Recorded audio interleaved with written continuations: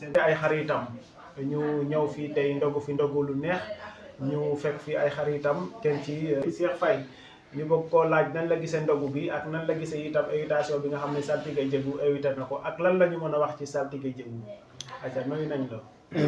fay naa leen d'abord man je pense que du doon sax un péché pour ma wax olof boo xamante ne maanaam daf leen di ok mais je vais me débrouiller quand même. Voilà, d'abord maa ngi nuyu les internautes de Ngoy TV et de Bakakak TV, deux sites internet yoo xamante ne dama leen di apprécier depuis très longtemps, surtout Bakakak TV. J'ai l'habitude d'entendre parler de ce site internet.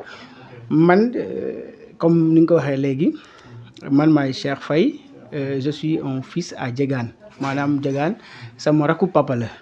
Voilà, aujourd'hui nag comme ni ko sama papa boobu waxee léegi ñun dañoo kontaan.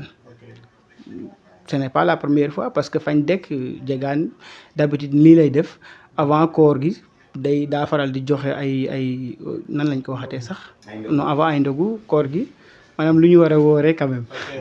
Voilà, ok, même durant le ramadan également moom day def foofu ndogu kon donc lii mën naa wax ne répétition la.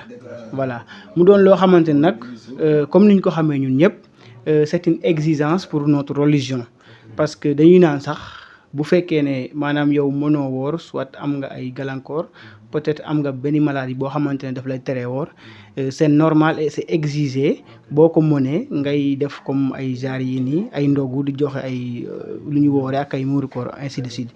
Kon donc vraiment c'est un acte à remercier. Voilà, xam naa nag peut-être du ma si mën a sori mais de toute façon comme vous kontaan nañ bu baax. waaw kontaan nañ bu baax vraiment. yan qualité nga ñu mën a wax ci Saltigué Ndiégu. waaw Saltigué Ndiégu su ma bëggee wax si moom peut-être bu ma naree wax li ma xam si moom yëpp peut-être duñu fi jóge parce que mën naa wax ne depuis bi ma ñëwee fii nii à Dakar à l'université je pense que c'était en 2018 ba tey jii nii mën naa wax ne ci ay loxoom laa nekk quand même. moom moo nekk sama tuteur bien vrai que nag mu ngi village mais moo nekk sama tuteur lépp lu ma fiy lijjante moom moo koy lijjanteel lépp lu ma fiy dox tamitam moo koy dox kon donc kooku nekk na koo xamante ne mënuma koo seede mënuma témoin dara parce que carrément moom ay qualité am dañ maa dépassé quand même. Voilà, c'est ça. ci li muy yëngu ci wàllum Saltigué doon ñaankat. malgré li muy ñëw Dakar sax bariwul. moom village la ëpp li muy toog. Oui, mais est-ce que di nga dox ci mbedd mi wala nga jël sa xarit wala koo xam nga boole ko ak Saltigué Ndiégu mu dem ci moom gis résultat ñëwaat ci yow ne la dem naa ci Saltigué mais gis naa ci moom résultat. xam nga Sénégal sax laay wax actuellement c'est très difficile maanaam nga doon fi mara bu baax. Oui, man d'habitude man du ma wax kenn ne ñëwal ci Saltigué Ndiégu mais soo ma laajee dama lay wax. Voilà, am naa benn t-shirt bu may sol d'habitude saa yoo mu ko solee su ma génnee si mbir mi fa lay ma dëkk Yaraax ñu bëri dañ may interpeller di ma laaj kii loo bokk ak moom su ma leen expliquer ñu ma kii xam nañ ko bu baax ñëw nañ foofu ñëwaat nañ foofu noonu. Man nag bon suñu kër mooy sama lépp. Voilà, lépp lu may am nag ci ay bagages ak yu demee noonu foofu la.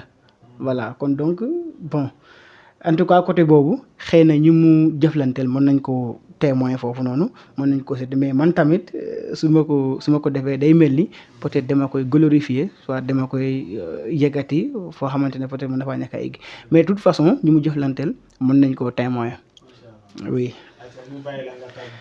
Ok, man maa ngi leen di remercier bu baax en plus surtout nag seen site internet yi.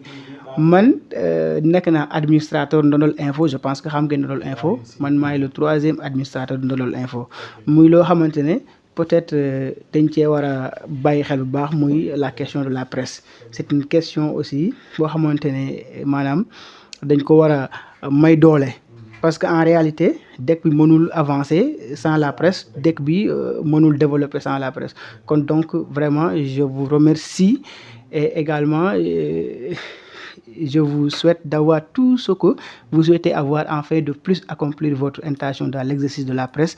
Voilà, je vous remercie.